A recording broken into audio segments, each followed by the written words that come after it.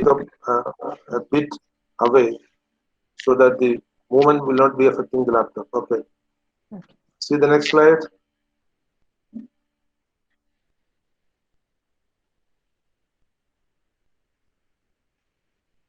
So we will start the discussion on ocean energy by one form of ocean energy, that is tidal energy.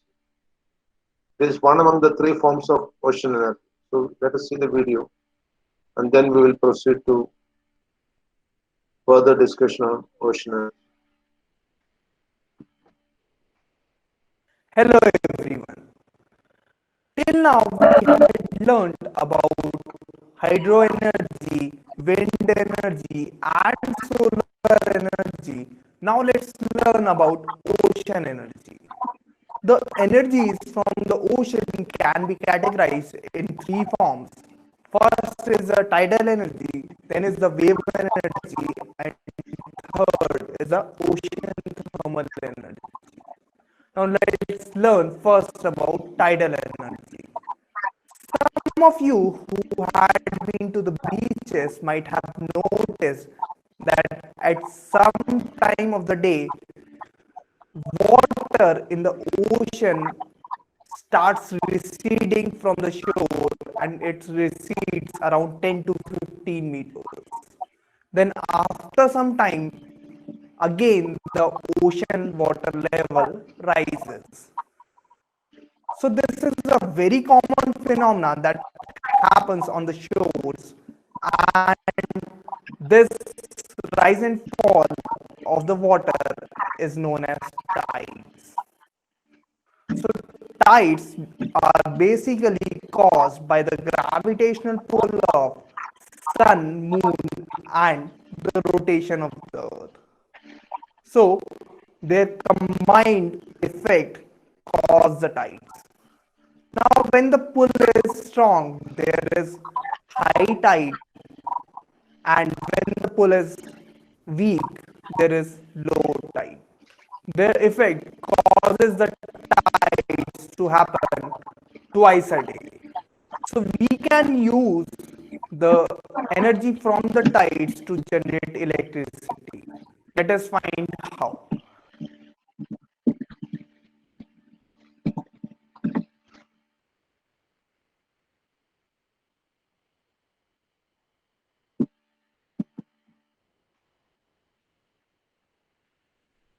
Hindu, there is no sound. Oh, I'll just check. So I'll just check. There is no sound from.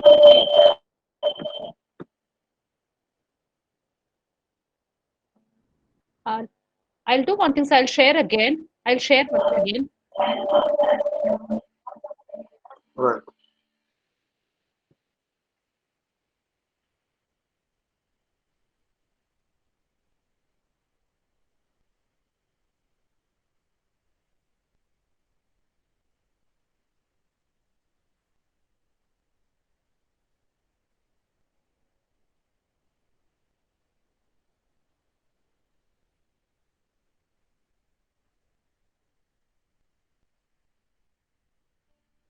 Low tide.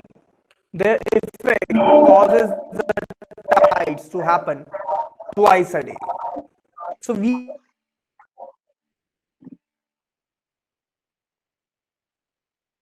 can use to generate electricity. Let us find how. Now, to generate electricity, a reservoir is made on a narrow opening of the sea, and when there is high tide, the gates of this reservoir are opened. We had fitted a turbine on the opening from the reservoir to the sea. So when the gates are opened, water rushes from the sea into the reservoir, and hence a turbine rotates. And when the turbine rotates, we get the electricity. So during high tide, when we had opened the gates, water flows from the sea to the reservoir. And when the water level are equal on both the sides, gates are again closed. Then when there is a low tide, we have a high water head in the reservoir side and low water head in the ocean side. So when there is a low tide, then we again open the gates and water again flows from the reservoir into the sea. So we get one more rotation of the turbine and hence we get again electricity. So we can see that in one tidal phenomena we are getting electricity for 2 times. So in all, in a day we will get 4 times electricity as 2 tides occur in a day. The advantage of using tidal energy to generate electricity is that tides are very much predictable and they happens for sure twice a day. So we can say that it is reliable and better than the other renewable sources like wind energy. Their major disadvantage is that the specific sites for using the tidal energy are very few. Hence, the construction of tidal power plant is limited to only some specific sites.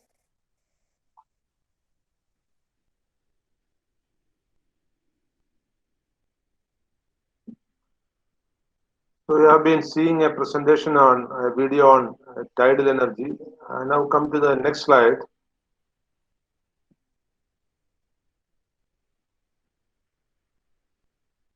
So we can say that ocean energy is utilized in three ways. One is the tidal energy, the second is the ocean wave energy, and the third is the ocean geothermal energy.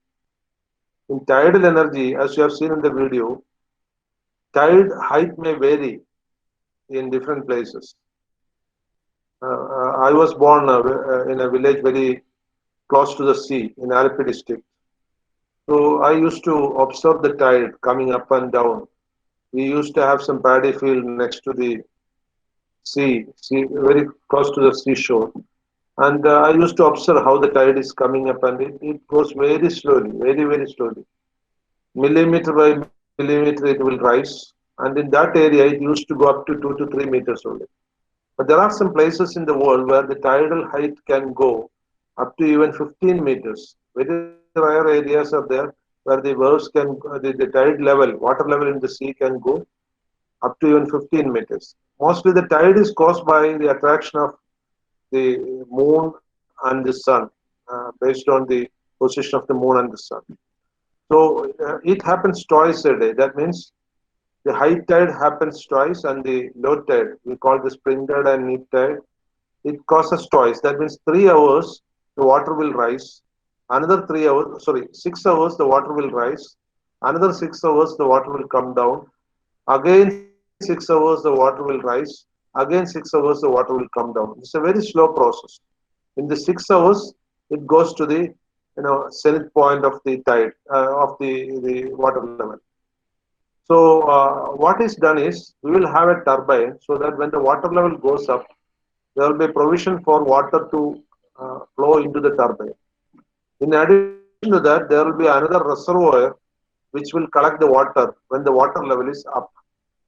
So when the water level is going up and up, directly the water from the sea will be used for rotating the turbine. Plus, water will be stored also in the reservoir because it's high volume water, no deficiency. Huge quantum of water is available.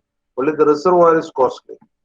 So when the down tide happens, when water starts coming down, up to a stage the tide will again give water for the turbine. But beyond that, the stored water in the reservoir will be used for giving the water for the turbine. Obviously, it will be low head turbine so that with small head of water, the turbine will work.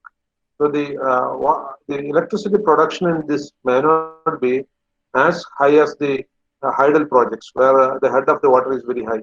Moreover, here low head big volume turbines should be used. I have discussed earlier that Kaplan turbine is a low head turbine. So we can go for Kaplan turbine, or most of the reaction turbines are low head turbines, which we can use.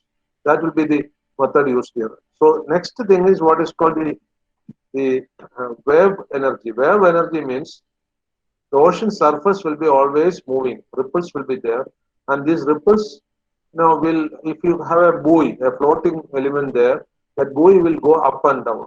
So this up and down movement of a buoy on the water surface can be used for pulling a conductor inside an electric field, in an electromagnetic field. So a conductor will be attached to this buoy, either the conductor or the coil, any one of them. Either the conductor or the coil will be attached to this buoy, and the movement of the buoy will generate electricity because the other part will be fixed. If the buoy is connected with conductor, the coil will be fixed, and this conductor will be moving inside will have linear motion inside the electromagnetic field, so that electricity will be generated. Here also the quantum of electricity generated may be comparatively low. First reason is every cycle of movement may not be of equal displacement. The wave height will not be the same. We call it the celerity of wave, the velocity of the wave, by which the wave height will differ. So based on the wave celerity, the height of movement of this buoy will be different. So every cycle will not have the same electricity production, but every cycle will have production of electricity, though it may be different. So that is the second thing. And third thing is by the ocean temperature, making use of the ocean temperature. That is what is called the ocean thermal energy. Not geo. Geo is for Earth.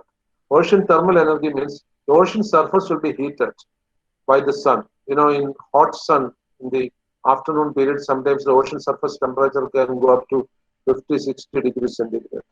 But if you go down the sea, at the depth of the sea, the temperature will be very near to zero. It cannot be sub-zero, because if it is sub-zero, it will become ice. So only in icebergs temperature can be sub-zero, but the temperature may be very close to zero. So very many places on the earth, we can have a temperature difference of around 40 degree, 30 degree, 40 degree temperature difference. You know that you have studied the theories of, I think I mentioned this earlier, the theories developed by Pierre Curie, by which if we keep two junctions, one at high temperature and one at low temperature, electricity will be generated, and this electricity can be stored in or can be used directly. So this thermal energy, that is the temperature difference between the surface of the sea and the in depth of the sea, deep water temperature, that difference in temperature can be used for generating electricity. Even if the sea surface temperature is low, maybe 20 or 30, even there we can have this because the deep sea temperature will be very low. Where the surface temperature is low, the deep sea temperature also will be very low. So these are the three ways in which ocean energy can be used for manufacturing or for making electricity. Now, the next slides which I am going to show are explaining this process which I have explained. See the slides, next one. It is just showing how, say, the first one, for example, is a buoy which moves up and down. Second one is for using the wave energy. That's also a buoy. And the third one, of course, it's not clearly explained there.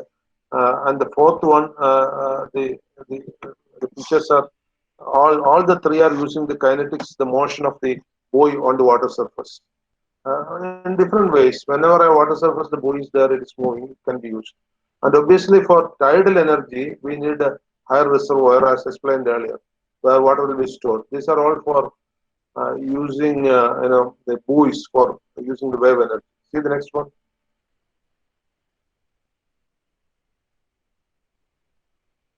How much energy we can get from the wave energy? It is given here that the results of wave energy and tidal energy and of course geothermal energy, it is given here. Total wave energy we can harness all over the world is around 8,000 to 80,000 terawatt hour per year. Terawatt, kilowatt hour is 1 unit. Kilowatt hour is 1 unit. So 10 raised to 9 kilowatt hour is 1 terawatt hour. So that much energy is there, but we cannot use it because. So many restrictions will be there. Going for utilizing the wave energy everywhere is not practically possible. Similarly, 800 terawatt hour per year of tidal energies, these are all possibilities. And 2000 terawatt hour per year of salinity gradient energy. Salinity gradient energy is another technique that I haven't explained because you know that the salt water is having osmotic pressure. You know that. And the salt water and pure water are separated by a membrane. There develops what is called a salinity gradient. And salinity gradient can be used for generating electricity. That is there. So there has to be an osmotic membrane. And on one side, the brine water has to be there, and on the other side, the pure water has to be there. And if they are connected through a circuit, we can go for generating electricity. But that is again very, very tedious because you have to have two reservoirs separately for both. So that is not very widely used, very rarely used. Only in some laboratory experiments and in some submarines this sort of energy is used.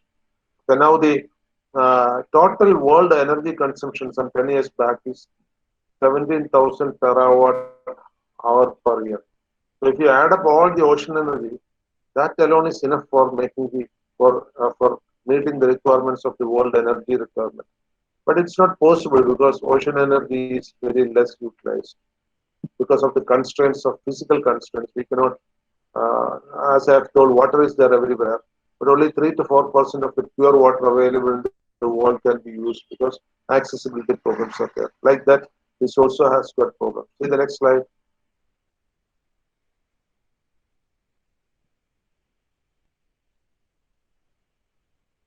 So the different forms of this is just an explanation of what I have been saying so far. Oceans cover almost 70% of the Earth's surface, and only 0.1% of the ocean renewable energy uh, is equivalent to almost 5 times the world demand, but we cannot use. The daily demand of the world is just 0.1% of the energy available in the ocean. But we cannot use that because widespread technology has to be there and widespread installation has to be there. That is why it's not used. And 50% of the world's electricity consumption can be covered by simply wave energy. Wave alone. Wave alone means by just by keeping buoys in the water. And in some areas the wave height is very high. Okay. See that the wave propagation, that picture shows the wave propagation, the wave movement, and how the waves are generated. Waves are always by wind, and wind is by temperature difference, and temperature difference is by sun's rays. So ultimately, the wave energy is coming from the sun. Okay. See the next slide.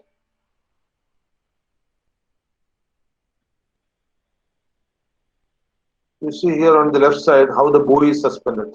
You see the buoy is attached to a piston cylinder arrangement.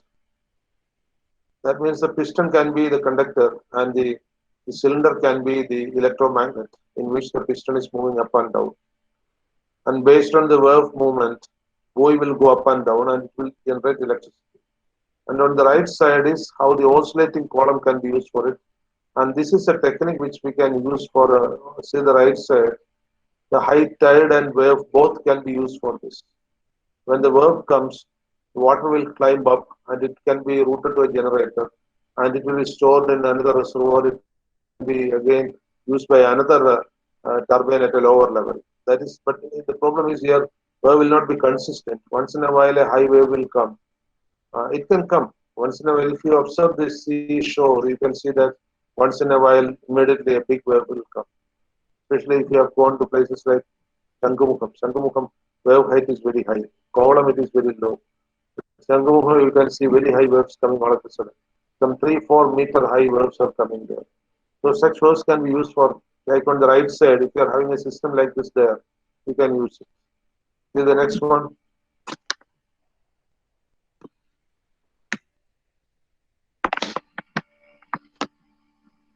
So the wave energy extraction can be in different types.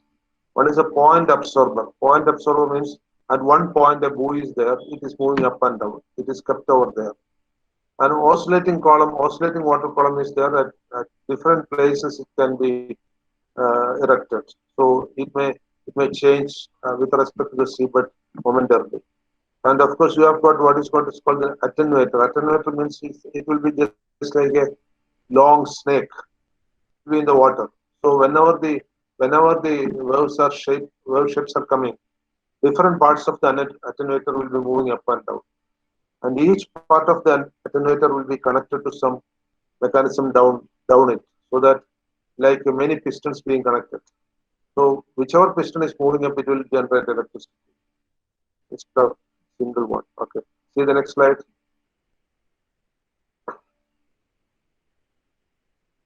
And this gives a picture of where the ocean energy is generated. The blue color shows the highest generation level, and the white color shows the. You can see here the wave energy generation units also. It is given there 0 to 5, 0 to 10, 0 to. It is the unit of electricity produced. So you see that the blue color is the highest production areas. You can see on Australia, on Western Europe, on Southern America. There are the places where this is used very highly. Now let us see the next slide.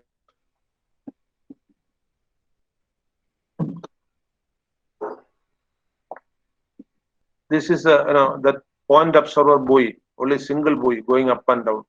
That it's on the right side you can see it's a power buoy. On the left side that yellow structure is again a buoy. It's a floating thing, though it looks something sturdy. It is floating. It will be mostly air filled, so that it can go up. Weight will be very less. It can go up and down easily. Of course, if anybody has gone to Bombay High, such buoys you can see there also. Those buoys are not for electricity generation. Those buoys are for wave control and such mechanisms. And of course, in offshore platforms also we have got buoy type platform. I think any civil engineers who have specialized in marine engineering or offshore engineering or structural engineering would have studied. The buoy type platform is also there. Jack-up platforms should have studied. Okay. See the next one.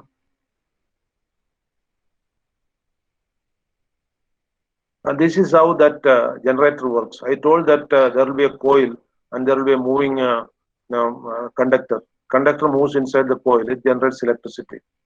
So you see the shaft. Shaft will be connected to either fixed or it will be connected to buoy. If shaft is connected to buoy, the electric coil, it will be an electromagnetic coil. It will be connected to the ground firmly. That is normally it is like that. The coil will be connected firmly to the ground and the magnetic shaft will be connected to the buoy, or it can be vice versa. See on the left side you can see how a buoy is suspended. One end is fixed at the bottom surface, and the other end is on the buoy, so that the buoy height will be so adjusted that it always remains on the surface of the water. Or nowadays there are electronic devices which will control the length of the rope connecting, so that the rope length will be automatically adjusted. That's also there, high advanced. See the next slide.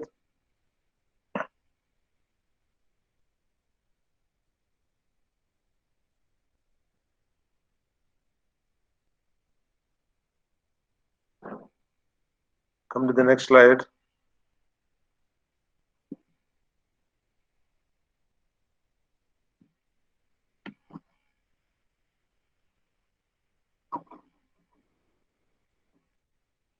Bindu, can you hear me?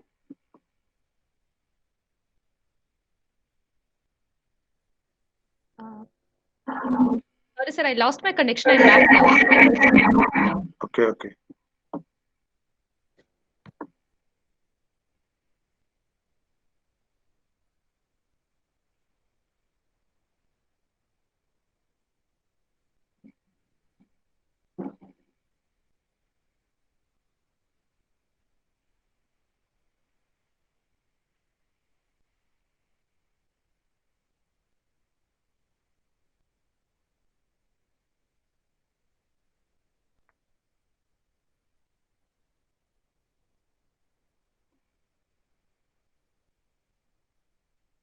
Yes, sir. You can go ahead, sir.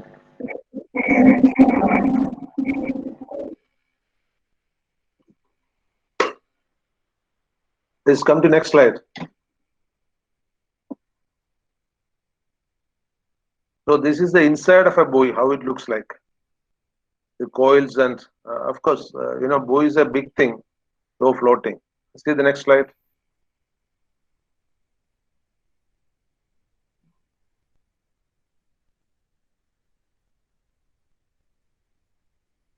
Of course, this is oscillating water column installations where the movement of the water column instead of the I think earlier I have shown a figure how the water column is used for working a generator. When the water column goes up, the generator will work.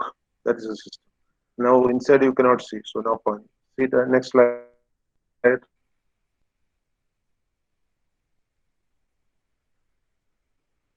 This is again how the oscillating water column will be connected in the sea.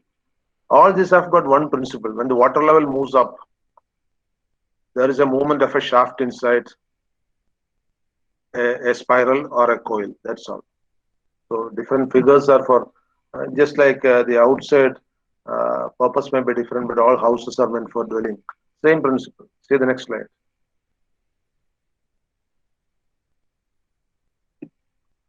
This is of overtopping of wave energy. As I told that long type, you see the buoy which is very long.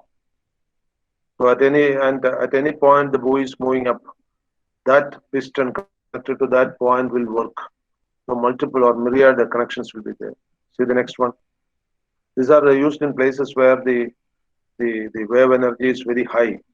See on the left side you can see different locations the wave will occur different types. So the buoy connecting it will be a long buoy. That long buoy you can see on the right side. Based on the wave shape, that buoy also will take its shape. And along with that, it will pull the piston which is attached to that. See the next slide. These are all the same principle, just different figures only. You can go to the next one.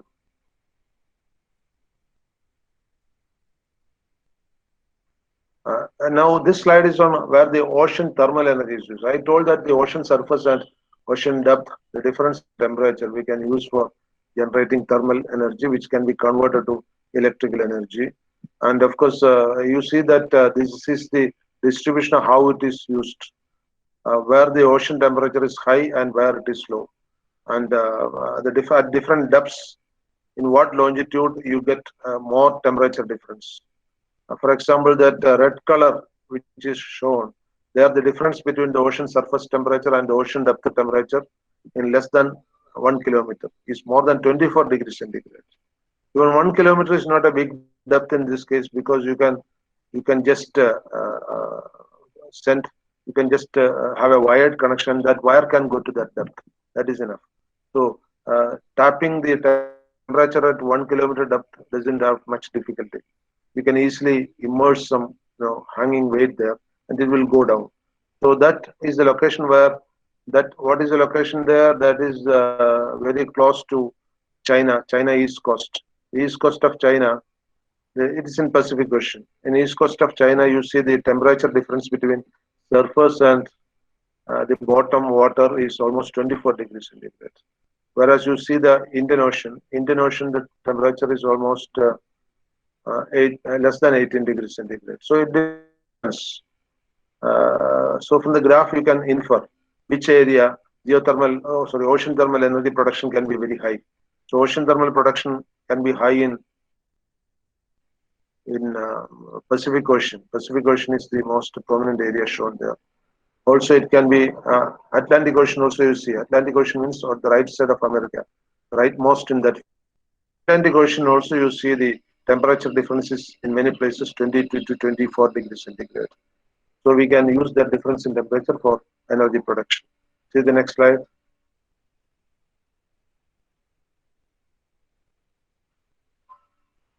This is a simple procedure which we use for ocean thermal energy. This is one technique which is used. You pump out the ocean thermal warm water. You take into one and the ocean warm water, top side warm water. You take it and you can generate heat from that by heat exchangers, and you can produce steam out of it. And that steam can be used for running steam turbines. And the let out water can again go back to the sea, or it can be used again for algae growth, or it can be used again for fish cultivation, pisciculture, or something like that. That is a system, but this system is very rare because so warm water on the sea surface is not everywhere available. Only in equatorial regions you will get very warm water on the sea surface. And obviously, most of the equatorial nations are not that rich, so they don't have much projects like this. Are very close to us. There is an equatorial nation which is Sri Lanka. To my knowledge, they don't have any technology being used like this. See the next slide.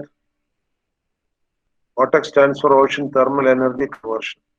And of course, in ocean energy, in the wave energy, where do we stand now? How much is our production? How much tidal energy is there? Each country wise it is given. Say, for example, in Portugal, 2.25 megawatt energy is used from wave.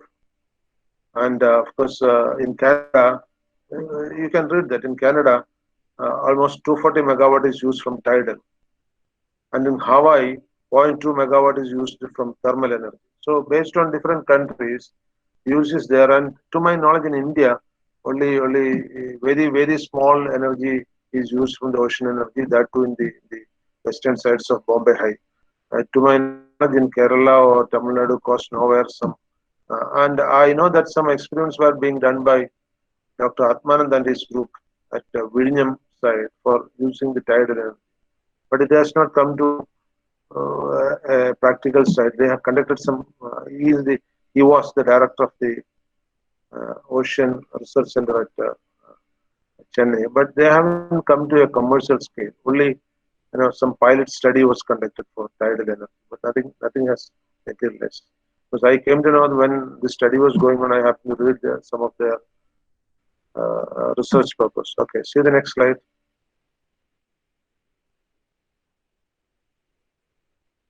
Now, the next energy is what is called geothermal energy. Geothermal means ocean thermal, I have told, taking the temperature on the surface and inside the water. But in geothermal, it is just reverse. The surface is cooler and the inside is hotter. Inside, we have got very hot magma. See the next slide. We'll see a small video on geothermal energy and then we'll see what is its meaning.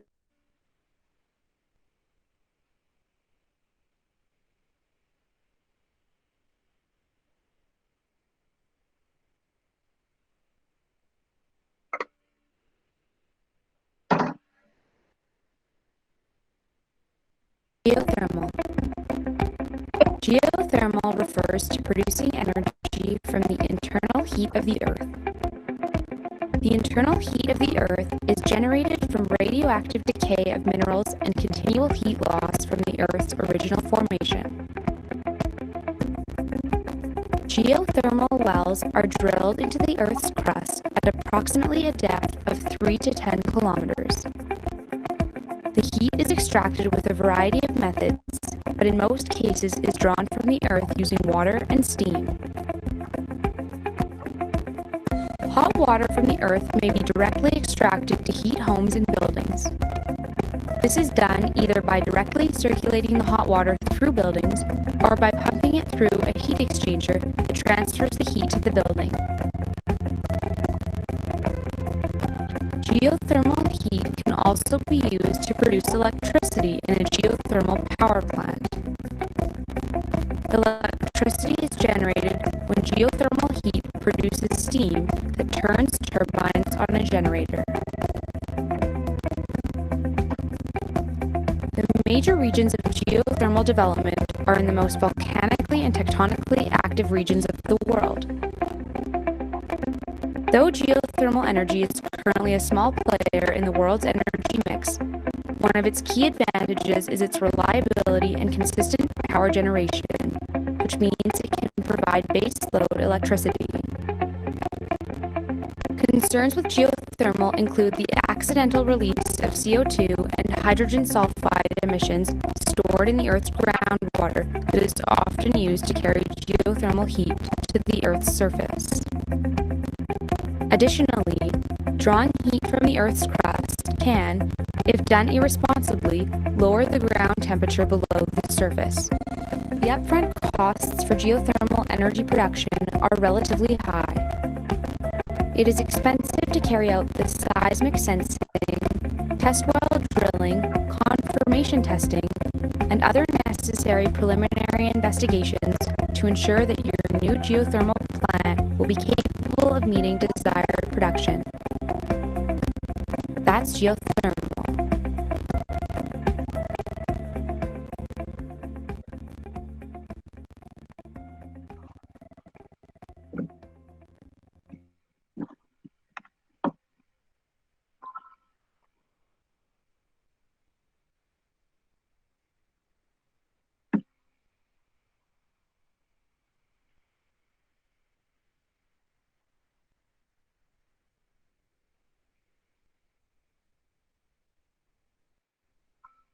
So what you see on the slide is the cross section of the Earth's inside. The radius of the diameter of the Earth's globe is around 12,000 some kilometers, 12,600 kilometers approximately. And you know that inside the Earth we have got different layers, and at some depth, depending on the location, not the same everywhere, hot liquid will be available. And if you can make a hole, you can make a hole in the earth, steam will come up because water there will be boiling. Steam will come up, and that steam you can use for driving a steam turbine. That is one method. Another method is if you can induct, you can just insert a conductor into the depth of the earth. Say in some places we go for 1 or 2 or 3 kilometers for quarrying purposes, for mining purposes. And suppose we can go such deep places and have some magma there, some hot solution there, we can use the temperature. Either the boiling water from there can be taken as steam, or the temperature we can have by means of a conductor. The surface you can have high temperature, one joint, one node there and another node on the surface of the earth, so that the difference in temperature can produce electricity. So both these ways it can be done. See the next slide.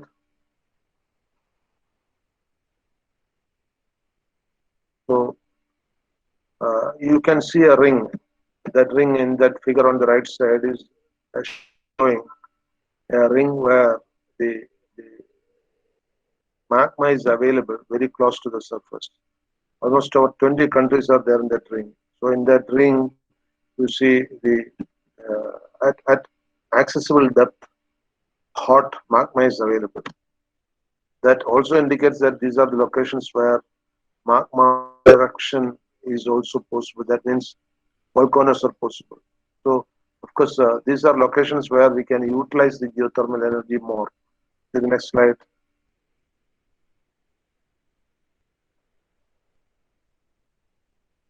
In some locations, the hot water comes out. Hot water comes to the surface of the earth. These points are called geysers. That is why the water heater in our bathroom we call geyser from this word. Geysers are natural occurrence of hot water from inside. Due to different reasons it can come. If a very hot liquid is there inside also it can come. If sulfur is also present in the earth in abundant quantity, hot water can come out. Water can come out. So anyway, whenever boiling water comes out, you can carry it to some place and you can use it for space heating, for in cold countries for air conditioning. Similarly, you can use it for making steam. You can use it for any purpose where heat energy is required. That these pipes which are shown are of that purpose. See the next slide.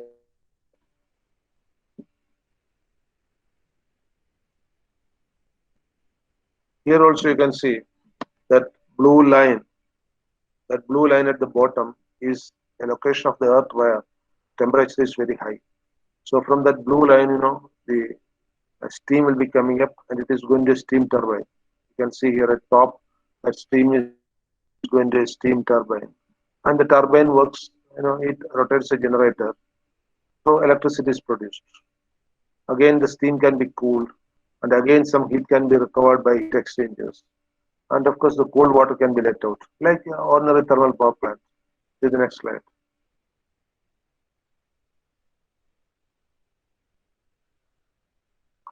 This is another case. Again, at bottom, you can see the geothermal zone where the temperature is very high. and the water is coming up, and of course the water you see there, it is mixed with brine. Brine means salt water, and the steam is taken up, whereas the water goes down. So the steam goes up and works on a steam turbine. Again, that steam gets condensed by a condenser, and it gets cooled and comes down. That is, these are all the routine things which we use in thermal power plants. But here, only difference is in thermal power plant we have got a boiler which makes the steam.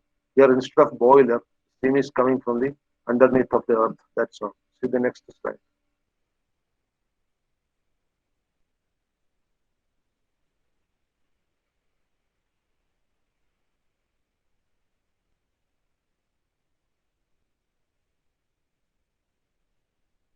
Hindu lost connection. I'm back, Please see the sir. next slide. I'm back. Right, right.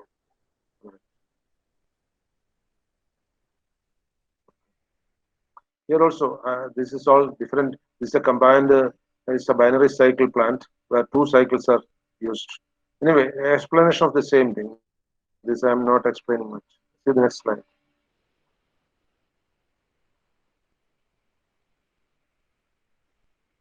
I think now this is the process how it takes place. Heat pump technique is used for generating electricity. You can see here how it is working. It's a working diagram. I see the next slide. Today I want to finish off a bit fast. See the next slide. What is the advantage of geothermal energy is that there is no negative impact. We are using only a waste material of the earth. Temperature inside the earth is a waste material which we are using. We are recovering it and using it. Now we are passing on to the next part of our presentation today. Part 20. Please come to the next presentation.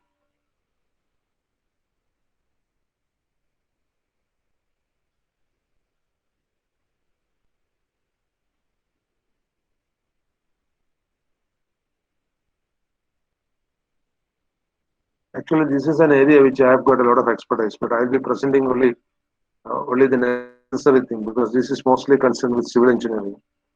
But let us limit to what is basically required. See the next slide.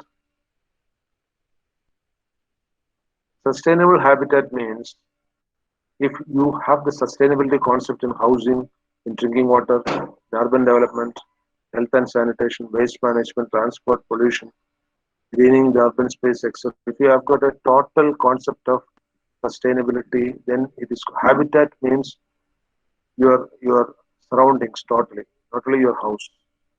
Your house along with its surroundings is the habitat.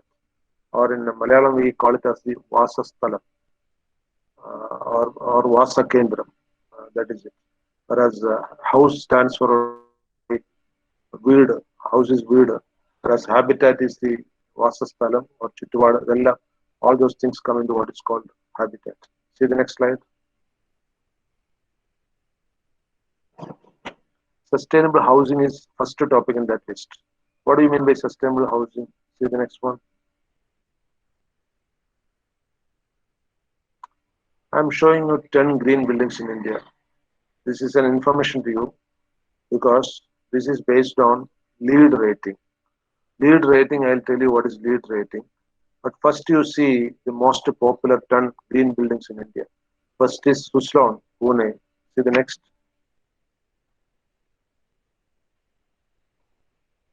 Biodiversity Conservation India Limited, Bangalore. Olympia Technology Park, Chennai.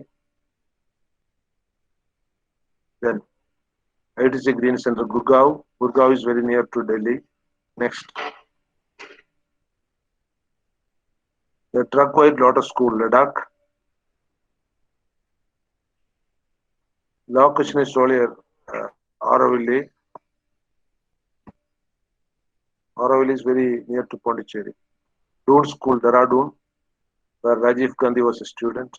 Next one. Raintree Hotel, Chennai. It's on the roadside. You can see it even while moving there. Then Rajiv Gandhi International Airport, Hyderabad. Hyderabad's new airport, which is there right now.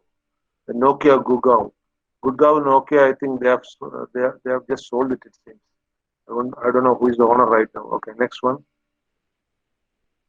Now, all these 10 buildings are platinum rated buildings in LEED. What is a platinum rated building? There are so many platinum rated buildings. These buildings are platinum rated. That is why they are the top 10 green buildings in India. Platinum is the highest rating in LEED. LEED stands for Leadership in the Energy and Environmental Design. That is LEED. That is a US concept. Equivalent to that, there is an Indian concept which is called GRIHA. GRIHA stands for Green Rating for Integrated Habitat Assessment. So LEED and GRIHA are two different rating systems. LEED is the US rating system. It's available in India also. In India, the LEED rating is promoted by IGBC, Indian Green Building Council. GRIHA is promoted by TERI, Data Energy Research Institute. Both these concepts are depending on some concepts of sustainable development. What are the sustainable site development, water savings, energy efficiency, material selection, and indoor environment quality? If these characters are highly taken care of, then the LEED rating will be high, the GRIHA rating will be high. So, right, starting from the site development itself, even before starting the construction comes site development. So, they are all important in rating. See the next slide. LEED has got 4 possible levels. It is based on the cost of the metals actually. The highest rated is platinum, then comes gold, then silver, and the lowest one is just certified. So these are the 4 ratings. What is the score required for these ratings? I will see in the next slide. Because LEED had its inception in the US in 1998, almost 22 years back. GRIHA came later. GRIHA is only 15 years old. See the next slide. This is how I think teachers will be knowing how the NBA scores or NAAC scores are given. NBA has got a scoring system out of 1000. In 1000, you have got 20 scores for something, 60 scores for something. I think colleges which have gone for NBA accreditation do know it. So this scoring system is different. Here, the LEED score is out of 69. You can see here in this table how the scores are distributed. For site development, a score of 14. For water efficiency of the building, a score of 4. For energy saving or energy conservation and less pollution, a score of 17. And all these scores assigned by, there are assessors who look at how to score. The LEED score is assessed by, like NBA has got assessors. We say NBA accreditation means some assessors are coming to your institution. Like that, if you want LEED rating, the assessors will, there are trained assessors for LEED. So many are there in Kerala also. The assessors will come to your site or your building and they'll assess out of a total score of 69. And out of 69, how much you should get for different categories? See the next slide.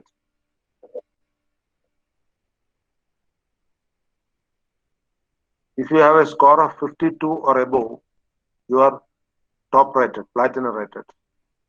This 39 to 51, it is gold rated. And 33 to 38, it is silver rated. And 26 to 32 is the lowest rating certified category. That means 26 out of 69 is the minimum rating required. Now let us see what are the ratings required. GRIHA also has got the same philosophy, but the rating is out of 100. See the next slide for the GRIHA rating. GRIHA has got a score of 100. 91 to 100 is, GRIHA rating is stars rating. 5-star, 4-star, 3-star like that. That is Indian concept. Whereas the LEED rating is, I told, platinum gold like that. So if you have got a score of 85 out of 100, you are 4-star category. The highest is 5-star category. That you can see from this table which is given. Of course, how you get the score, you can undergo a training because in India, the Indian Green Building Council as well as the Data Energy Research Institute do conduct training programs for this. I have attended training by both these groups long back. A very effective training. And once you attend this training, if you qualify their exams, you can just become an assessor also. Especially the assessorship is a bit difficult for LEED because their examination is more stringent. But for GRIHA, the assessors are not that much trained. Okay, because it's only an Indian system. See the next one. Then, what are the ways in which we can improve the sustainability of the building? One method is renovation. Instead of demolishing a building and constructing a new one, to go for renovating a building. That there are nowadays what is called renovation architects. One of my friend who is an architect, Dr. Harimohan Pillai Trishur, he is specialized in renovation architecture. He doesn't go for new buildings. Wherever there's an old building, he wants to renovate it, and that is his specialization. So renovation means you save a lot of materials, a lot of materials in the sense lakhs and lakhs of rupees you can save. Just by renovating, you can make some buildings quite new. So investment also will be less. The waste of materials will be less. The debris produced will be very less. So that is one method of sustainability. See the next one.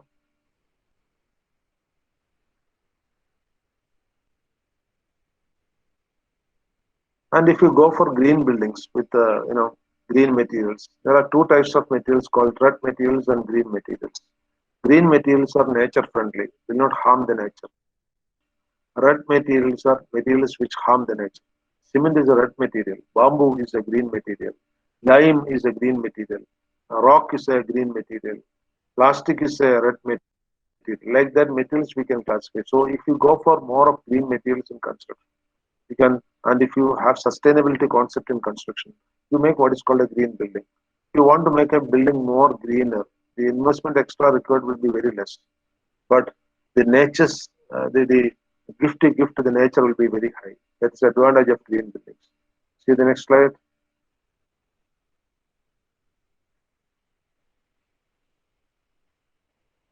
As I have told, green buildings or environmentally or green habitat should have more water savings.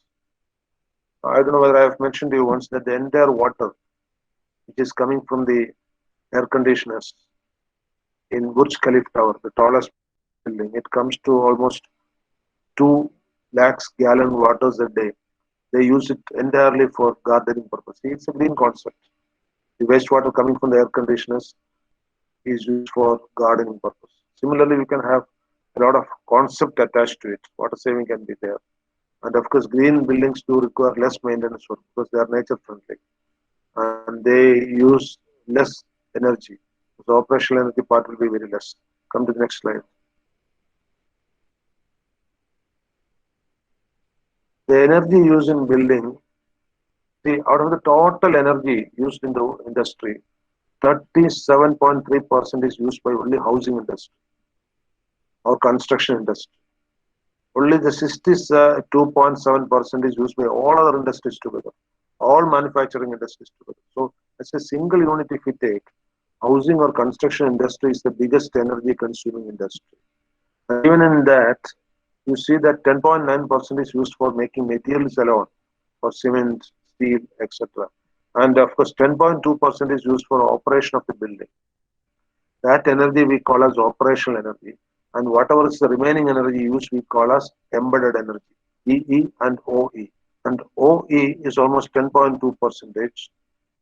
And of course, the embedded energy is coming all of the remaining energy used for making the materials, energy used for, see this figure, the left side is operational energy and the right side is embedded energy. Right side you see production of materials 10.9%, transportation of materials for construction 5%, construction work 1.3%. This together is what is called embedded energy of the building.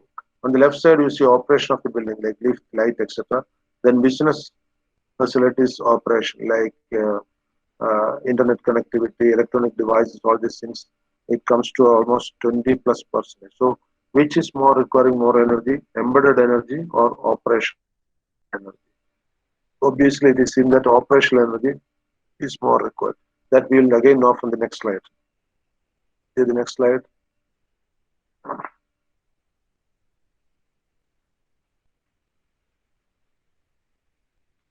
So for the future, we will come to the operational energy part again. For the future, from the energy point of view, how we can make a building more environment friendly, more energy conserving. First point is go for energy conservation features like sunlight lighting, direct lighting from the sun, of course, high efficiency equipment, Take for example, a 36 watt LED tube has got the power of a 100 watt ordinary tube. Ordinary tube means in the electron tubes. So if you go for LED tube, you can save a lot of energy. Similarly, uh, solar energy utilization for water heating, for electricity generation, and water conservation features, then recycled materials used, low emitting materials, then reduced building construction waste, building debris minimized, then using less environmentally destructive materials and site development. All these things can make your building or your habitat environment friendly. So these are the sustainable buildings for future should have these characteristics. Only these characteristics buildings can get the Griha rating of 5 star or the LEED rating of platinum. See the next slide.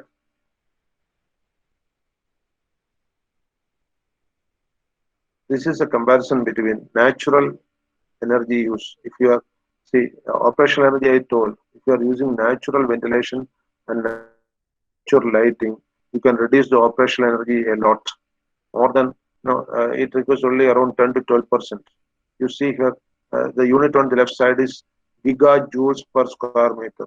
Giga means 10 to 6 joules, mega giga. So gigajoules per square meter based on the building area. The natural energy, if you are going for natural lighting and natural ventilation, you only need 10 plus gigajoules per square meter annually. But if you go for mechanization, there are three types of mechanizations on right. Mechanization 1, mechanization 2. It's a slide I have taken from elsewhere. That is why all the three are there. It needs almost 2.5 times the energy. You are going for fully air conditioned, artificially ventilated building. So always it is better to go for natural ventilation. See the next slide.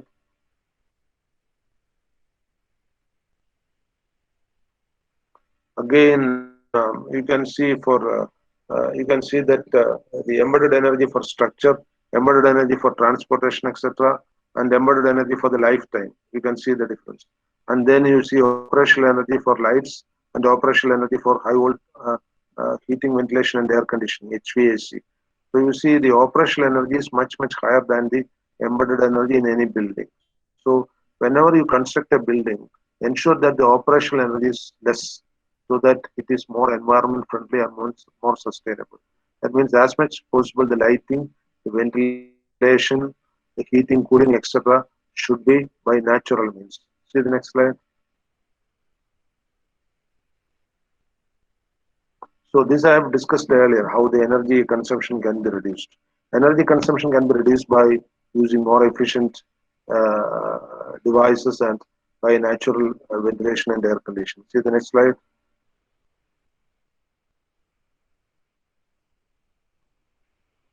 This is how solar radiation can be directly used for room heating. In India, we have a north light roof system where the north of the building will be glass roof or something like that, so that in India, especially in Kerala, most of the time we have the sun on the northern side, so we use north lighting for that part. See, that is one design which is given here. See the next one. That sunlight is more taken into inside the building. That's all. Next one. Here also you can see the solar panel is being used on the left side. This is for solar heating, and on the right side, the solar air heating is done, so that the sunlight is used for heating the air inside by transparent roof. See the next slide. Here, after some slides, you can just see by a peculiar arrangement of the roof and walls, how you can let in more solar energy inside the room. This is one example where jolly walls are used, so sunlight is coming, air ventilation is coming inside. See the next one. Next slides, you can skip one by one and show it. These are all examples where natural lighting and natural ventilation is provided.